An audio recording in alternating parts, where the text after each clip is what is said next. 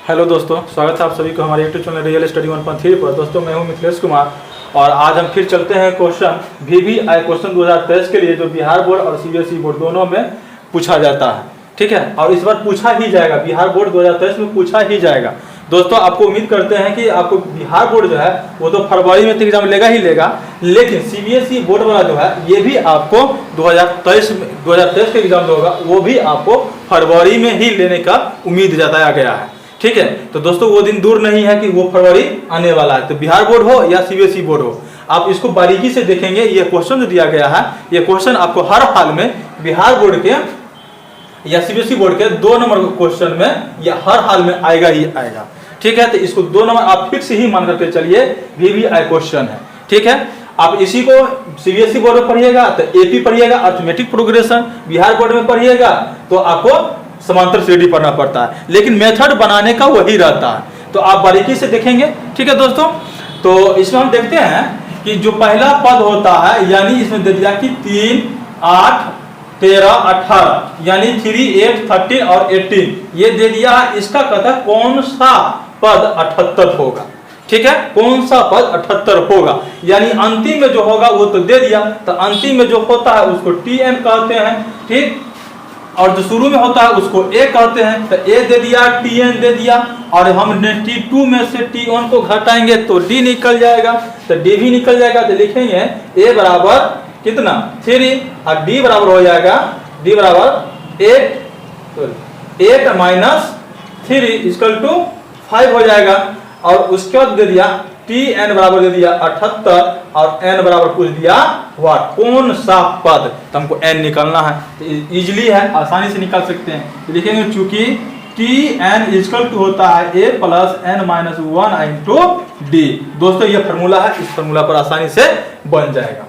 ठीक, तो TN का मान तो दे चुका है, तो हम इसी को लिख सकते हैं या करके।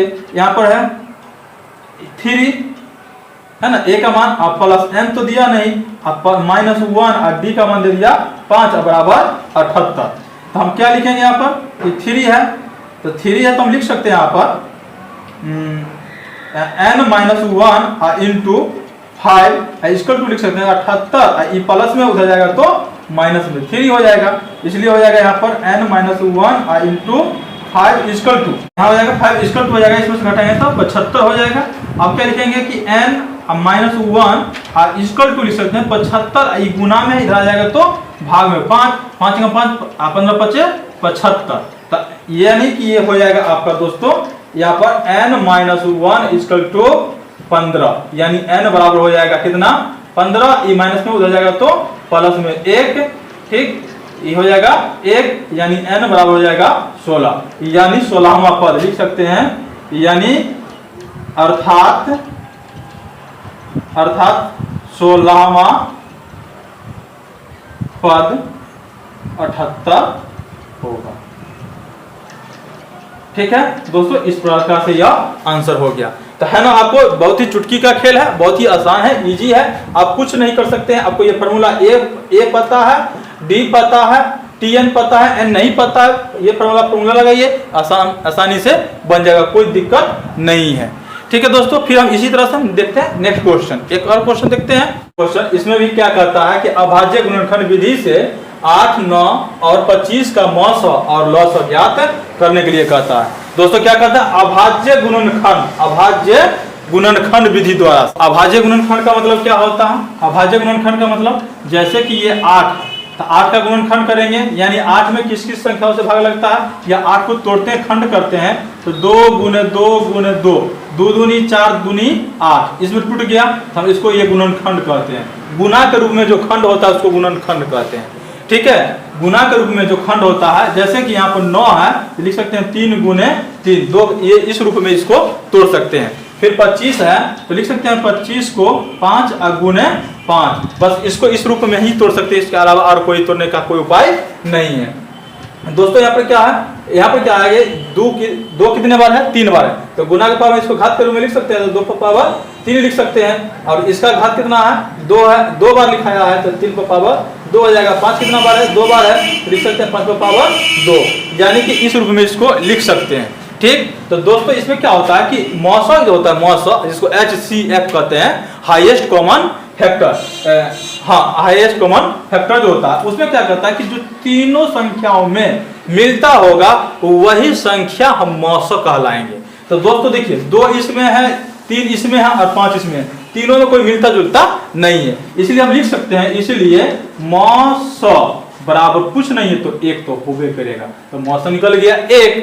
और उसके बाद क्या होता है, लौसा क्या होता है, लौसा कहता है क्या कि तीनों में जो मिलता है वो तो लिखेबे करेंगे और जो नहीं मिलता है वो भी लिखाएंगे। तो दोस्तों इसमें 2 तो मिल रहा, 2 इसमें है, 3 इसमें है और 5 इसमें, मिलता तो नहीं है, तो इसलिए इसमें कोई मिलता नहीं है, तो इसलिए सब का सब लिखाएगा, अर्थात इस सब का सब लिखाएगा। तो इसका लिख देंगे 8, तो इसका हो जाएगा क्या 8 और गुणे ये पूरा हो जाएगा 9, तो लिखेंगे 9 और गुणे ये पूरा हो जाएगा 25, तो 25 बराबर क्या हो जाएगा दोस्तों, यहाँ पर दिखिएगा, तो बराबर हो जाएगा क्या कि 25 8 200 और गुणे हो जाएगा 9, तो 9 दूनी 18, यानी 1800 जो हो जाएगा, ये क्या हो जाएगा एलसीएम हो जाएगा, इसलिए लिखेंगे, इसलिए लौसा और बराबर हो जाएगा 1800। तो दोस्तों इस प्रकार से क्वेश्चन आएगा, और ये क्वेश्चन पता है, ये क्वेश्चन आपको 3 नंबर में पूछा जाएगा, है ना, इसका नंबर जो होगा 3 नंबर, ये 3 अंकों का यह क्वेश्चन है, 3 अंक ये बना दीजिएगा, आपको 3 नंबर मिल जाएगा। आपको बिल्कुल इजी का चीज है, क्लास 6 7 में पढ़े होइएगा, आपको कोई दिक्कत की बातें नहीं है, आराम से बनाइएगा, बन जाएगा, आपको 3 नंबर चुटकी में मिल जाएगा। दोस्तों इस प्रकार से छोटा छोटा क्वेश्चन को बनाइएगा, तो आपको छोटा छोटा क्वेश्चन बनाते बनाते एक बड़ा सा भी नंबर मिल जाएगा, ज्यादा पर बड़का पर ध्यान देने की कोई जरूरत है ही नहीं है। ठीक है दोस्तों, तो फिर मिलते हैं हम नेक्स्ट डे नेक्स्ट वीडियो में। ठीक है, तब तक के लिए जय हिंद।